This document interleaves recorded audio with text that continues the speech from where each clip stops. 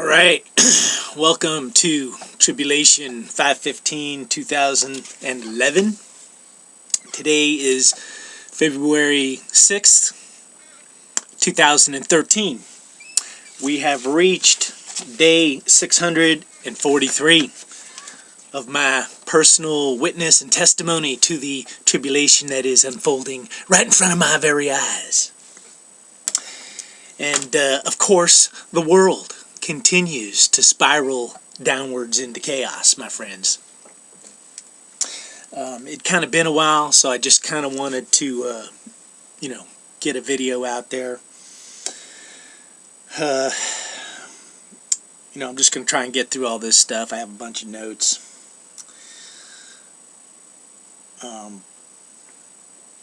If this is your first time to the channel, hey, God bless you,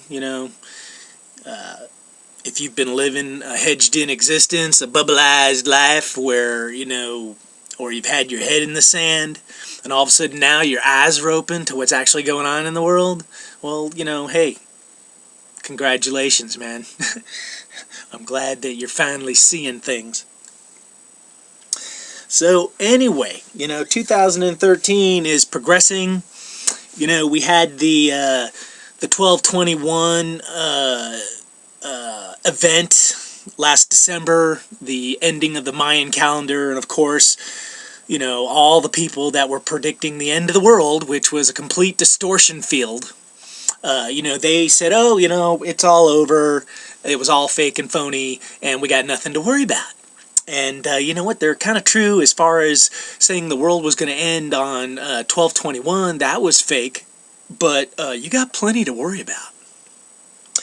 2013 is a year of manifestation. It's the great divide, the fork in the road, the fork where you got to choose, a path, the right side or the wrong side, the light side or the dark side. And, it's manifesting right in front of our eyes. 2013, could be known as the year of the comet. There's all sorts of comets flying around. There's the Pan-STARRS comet, which is coming through in March. Pan, that was the ancient Greek god. Most people would say Pan equals Satan,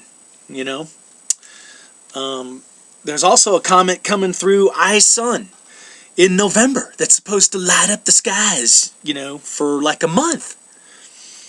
And there's even a comet, Lemon, which was discovered on 3/23/2012. Lemon, I think those were the things that run off the cliff, when the Pied Piper, Pan, was blowing his magical flute to their own demise and destruction.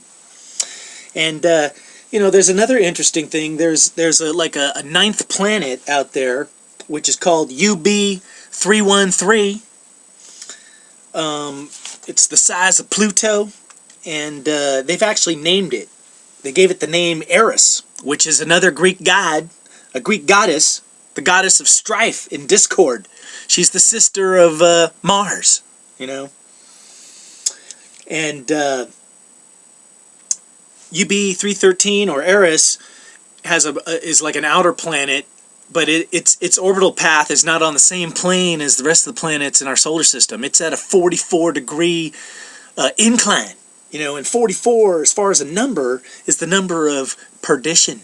The son of perdition. And so, will UB313, be causing some kind of chaos in the year 2013? Well, it remains to be seen. As I've told you,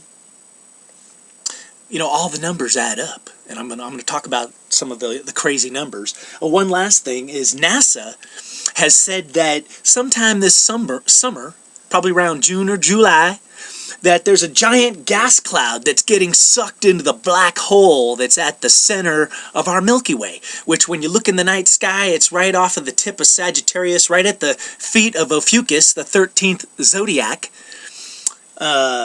And, that's where the alignment on 12/21 was. But they're saying this huge gas cloud is going to be sucked into the black hole, and it might emit some kind of energy blast, and will that affect us? Well, more than likely, yeah. And, of course, around the world, the extreme earth changes continue. We just had an 8.0 earthquake just yesterday in the Santa Cruz Islands off of Australia. 8.0 caused a little mini tsunami. We got earthquakes blowing off everywhere. In Russia, there's volcanoes are blowing off. In Russia, there's 4 volcanoes that are all spewing forth lava.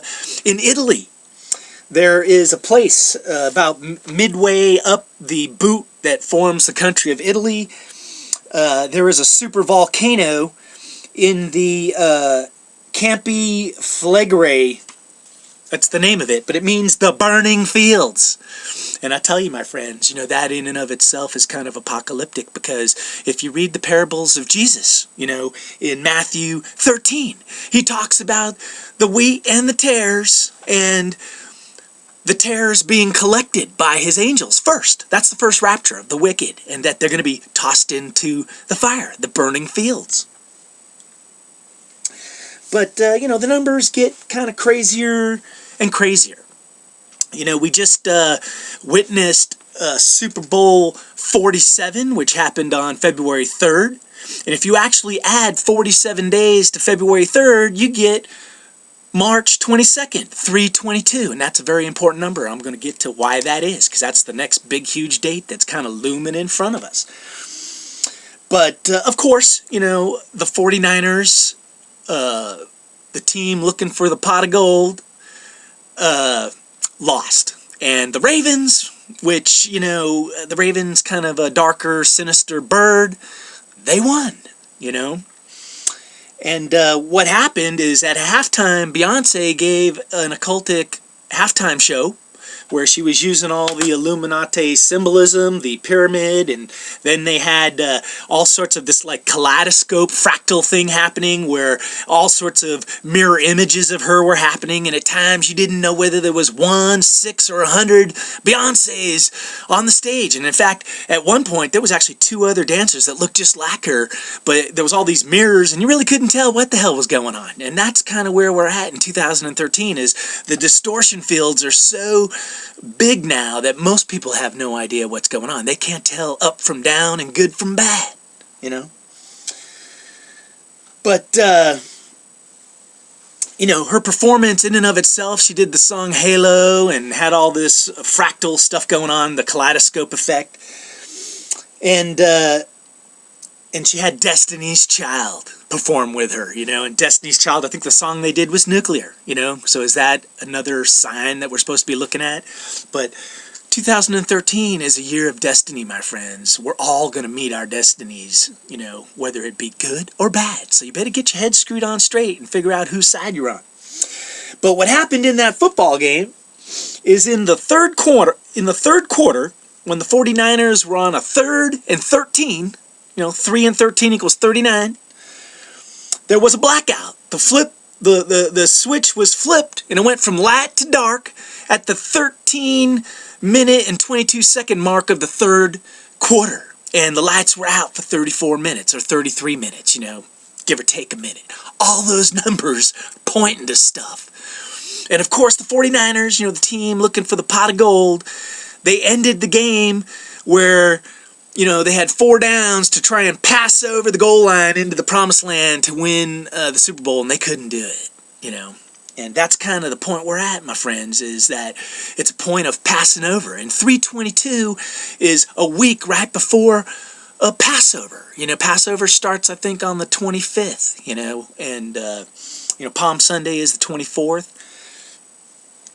But anyway, that's where all these numbers just keep getting crazier and crazier and crazier. I showed you, if you went over to Operation End Times, I did a video called Digging in the Dirt, and I showed you how there's this occultic pyramid that's right on the Midwest of America that's formed with Tucson, Phoenix, Oklahoma City, and Aurora/Denver, with Roswell right beneath. But that line from Roswell up to Denver is the 104th parallel. 104 is 33 times pi.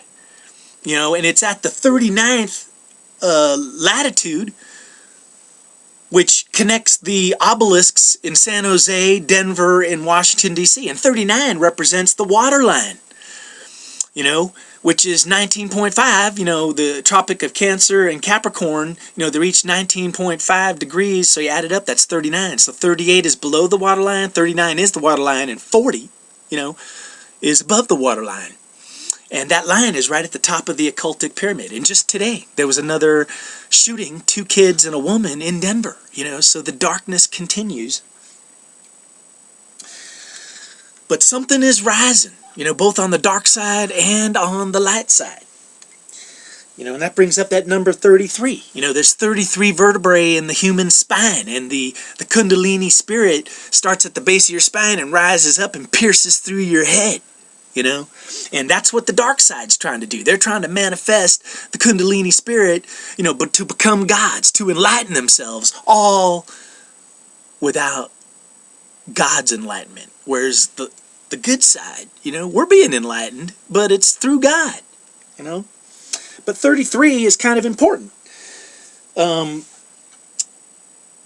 If you go 33 years backwards from March 22nd, 2013, you will come to March 22nd, 1980, which is the year the Georgia Guidestones were put in place.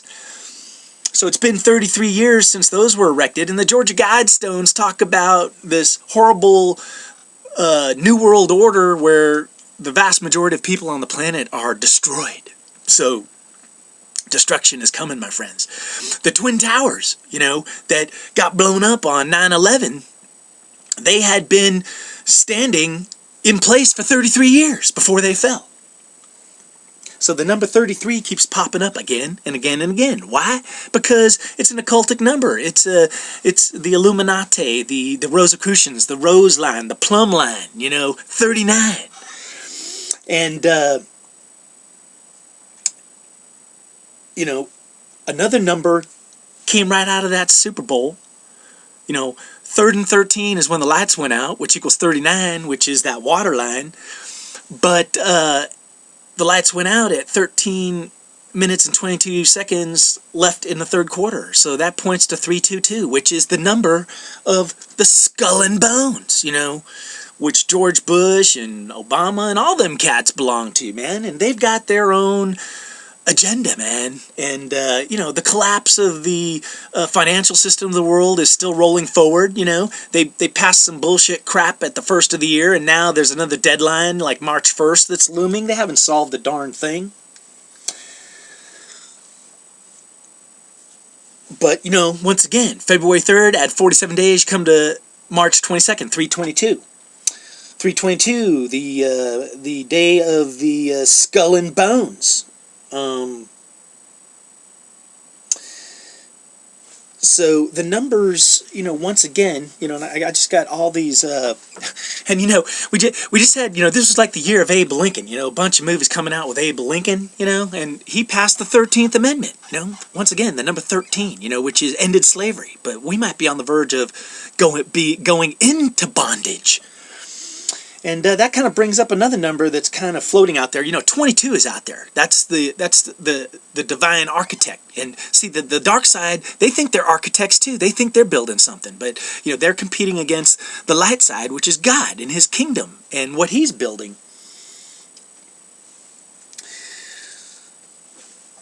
But,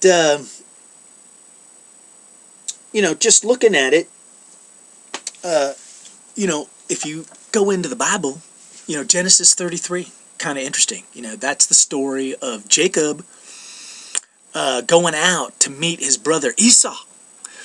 And Esau is marching towards him with 400 men. And the number 400 is now coming into play as well. The number 100, I already went over that. 1913, now 2013. That's when the Fed was created.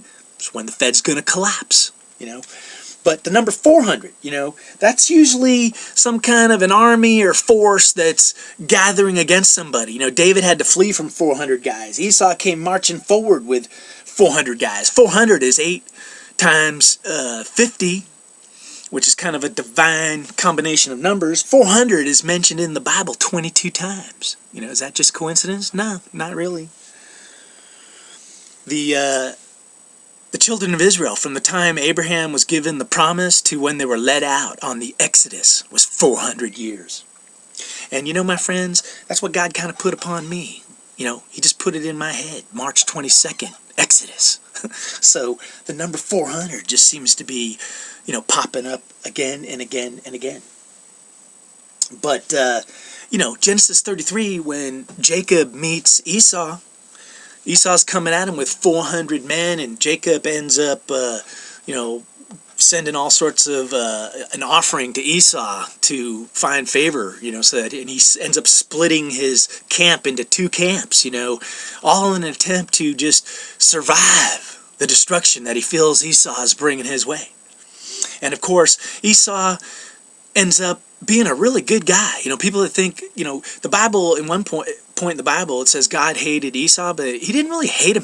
He just didn't like him as much as he liked Jacob. But Esau's a pretty good guy, you know, in the long run, because when he meets up with his brother, he gives him a big hug, kisses him, offers to give him some men to help protect him. And that's kind of the story that proceeds from Genesis 33 into Genesis 34, is Jacob, you know, he's an interesting character because he, time and time again, is doing kind of sinister stuff. He tricked his brother Esau out of his birthright, and he even lies to him right when he meets him, because he says, you know, Esau says, I'll go ahead of you. I'll pass over you. You know, like the danger will pass over you, and I'll get in front of you and protect you. And Jacob's like, oh, I don't need you. And then he's like, well, I'll leave you some men. He's like, oh, I don't need that either. And then Jacob tells him, he goes, you go on ahead and I'll meet up with you. And he was kind of lying to him about that. And what Jacob ends up doing is, rather than going and meeting up with his brother, he goes to this place, Sukkoth, and meets up with this guy, Hamor, which means he-ass, you know. But see, that all ties into March 22nd, you know, because Palm Sunday is the 24th, when Jesus rode into Jerusalem on an ass, you know. But Jacob's kind of lying to everybody. He lies to Hamor, ends up killing all those guys because they want to intermarry with him. But Jacob is kind of like Lot. Lot, whose name means veil, you know, when Abraham says, where do you want to live? Lot looked and said, oh, I want the lush valley where all the cities are. And Abraham ended up living in the hills where life wasn't quite as easy. But Lot paid a price, because when he went down into the lush valleys, he was living by Sodom and Gomorrah, and he became one of them, part of what was going on there. And he barely made it out of there when the destruction came and Sodom and Gomorrah got destroyed. Well, likewise, Jacob, you know, rather than meeting up with his brother Esau, who was going to help him out and protect him, he ends up settling down with these guys, Shemek and Hamor, and he ends up, you know, making, lying to them, him and his sons, telling them all to go get circumcised and they can intermarry, and they end up killing them all. But the reason he settled there is he thought, oh, I'm safe, God's protecting me, so rather than going to where God wants me to go, which is Bethel, I'm going to just stay here where there's plenty of cattle and life is good. And, you know, see, that's kind of the moral of the story, that, you know, Christians need to wake the heck up, because that's what happened with Job, is if you're living a hedged-in existence, if you're living a bubbleized life, if your head is in the sand and you're thinking it's safety, peace and safety, boom! Destruction is suddenly upon you. And I'll tell you, my friends, I don't know a day or an hour, but what surely seems to be approaching us is destruction. And, you know, that's why the term Exodus comes up, because Lot had to get the hell out of there, and eventually Jacob had to get the heck out of where he was at too. So, you know, all of us need to figure out, you know, what leaven we're using. Is it the leaven of the dark side? You know, is that what's rising our bread? Because if it is, you're in a bad state. But God can also be your leaven too. And sometimes, you know, in preparation to take care of you, you know, even the children of Israel, he said, don't put the leaven in the bread. We don't have time for that. You know, so, you know, just take unleavened bread with you when you exodus. And that's kind of what he told me this time around too, man, is there's not going to be any time. You know, if you haven't already risen with God, then the time for that is, there's not going to be time. So it's just, hey, make your bread without the leaven and escape with your life if you can. And there's been some other people out there all across the internet that are seeing, nuclear attacks and earthquakes and all sorts of crazy stuff. And all that stuff is still kind of manifesting forward, man. So 2013, it's like, hang on to your hats, my friends. I told you, the tribulation continues, man. So I think that's kind of where we're going to wrap it up. There's a huge winter storm coming into the East Coast this weekend. The sun let off a CME blast yesterday that's going to hit Friday evening. Russia's going through the worst winter cold, and we're in like a mini ice age. And, once again, the end times, it kind of says, woe to those that have to flee in the winter, So, my friends, if you haven't found God, if Jesus Christ isn't your Lord and Savior, then you got work to do, man. Because right now you might still have a little bit of time to get the Lord's leaven in your bread and to rise in the knowledge of God, Otherwise, you got bad leaven, man, and you're bad bread, moldy, stinky bread, man. So,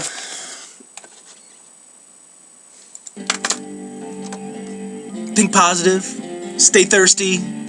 Rather than eating and drinking stuff that's going to leave you hungry the very next day, try, perhaps, drinking the living waters that will quench your thirst for eternity, and eating the bread of God and seeing the light. All right, God bless y'all. Take care.